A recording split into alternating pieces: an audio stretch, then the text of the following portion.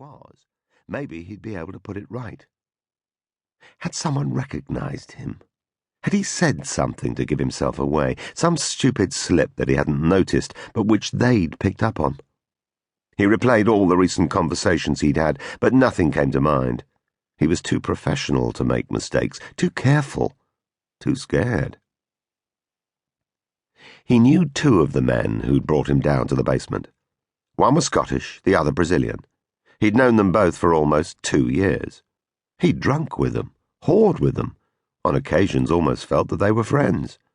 However, when they picked him up on the pavement outside the hotel, their eyes had been hard and their faces set like stone, and he'd known even before they'd grabbed him that he was in trouble. The third man, the one who'd driven, was a stranger.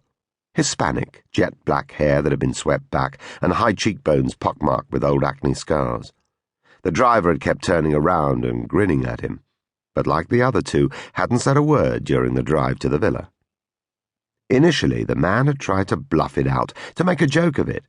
Then he'd faked anger, saying that they'd no right to treat him that way. Then he'd threatened them. They'd said nothing. The Scotsman had jabbed the barrel of a large automatic into the man's ribs and kept his finger tight on the trigger. Eventually, the man had fallen silent and just sat between his captors, his hands in his lap. He heard footsteps on the stone steps that led down to the basement, and he tensed. The door opened. He recognized the man who stood in the doorway.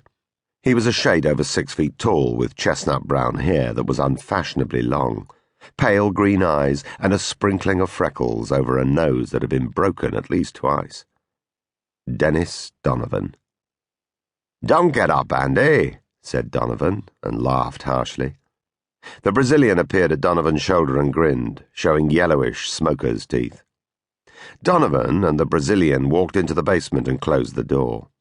Donovan was wearing a red short-sleeved polo shirt and khaki chinos, a Rolex Submariner on his left wrist. In his hand was a long kitchen knife. The Brazilian was holding a large plastic bag. The man said nothing. There was nothing he could say. Donovan had used his real name, which meant that Donovan knew everything. "You've been a naughty boy, Andy," said Donovan, stretching out the man's name as if relishing the sound of it. "A very naughty boy." From the back pocket of his chinos he took a black ski mask and slipped it on his head.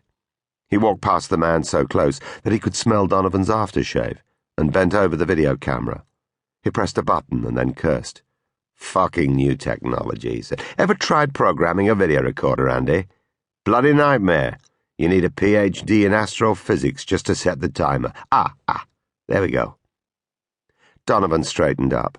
A small red light glowed at the top of the video recorder as the glass lens glared balefully at the man in the chair.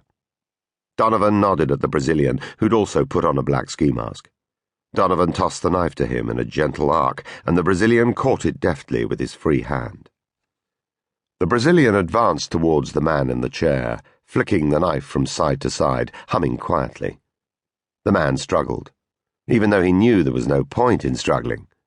His conscious brain knew that his life was forfeit, but his animal instincts refused to accept the inevitable, and he strained against his bonds and tried to scream through the tape gag as the Brazilian went to work with the knife. Peter Latham stabbed at the lift button and glared at the floor indicator as if he could speed up its progress by sheer willpower.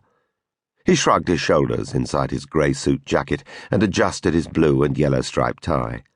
It had been a long time since Latham had worn plain clothes during the day, and he was surprised at how much he missed his uniform.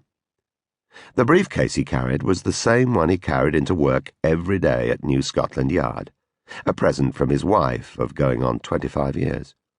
Black leather, scuffed at the edges, the gilt weathered on the 2 combination locks, the handle virtually moulded to the shape of his hand.